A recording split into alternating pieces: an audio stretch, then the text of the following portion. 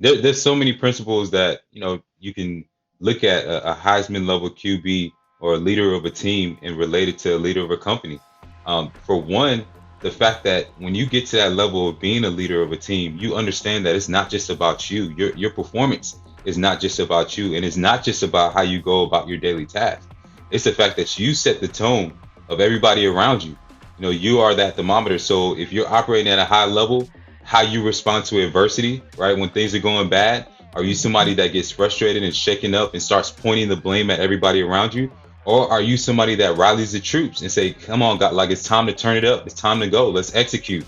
And so that's one of the aspects, is just your mentality as a leader, and knowing that no matter what the circumstances are, that you're going to find a way to win, and that you're going to infuse that same belief and that same level of confidence in everybody around you. And if you can't do that as a leader, in my opinion, it doesn't matter how well you perform. It doesn't matter how intelligent you are. If you can't motivate everybody around you to go in the same direction, it's really not going to go far as your own individual level of performance. And then the next thing is, when you talk about that consistent level of performance that a Heisman level QB has, it comes with a high level of preparation.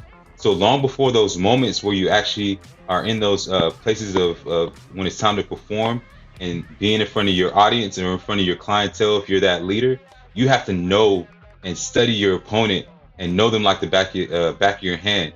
These guys, I mean, they study hours upon hours upon hours of film.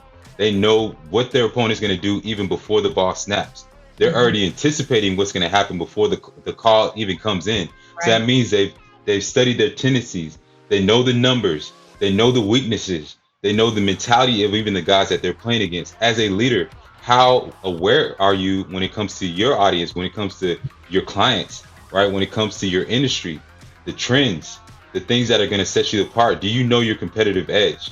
So those are two things I can think of when I think of just operating at that high level, looking at the QBs and how it relates to being a leader of a company. Do you have that mentality and that leadership ability to motivate everybody around you? And you have that high level of preparation where you're able to just always stay ahead of the game.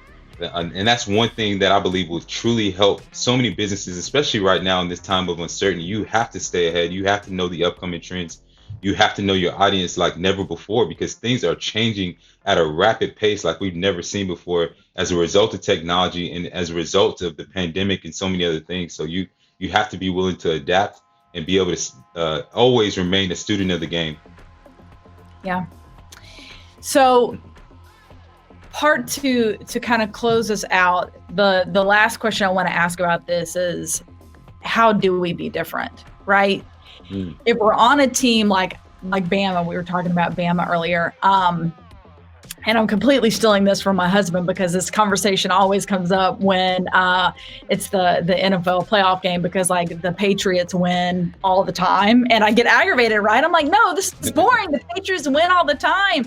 And he's like, Whitney, do you understand how hard it is to consistently win? Like, it's one thing to go and to win one time, but to consistently go and dominate is a complete, like, it's a different level. And Alabama's really that way, right? Like, no denying, love or hate them, they win consistently.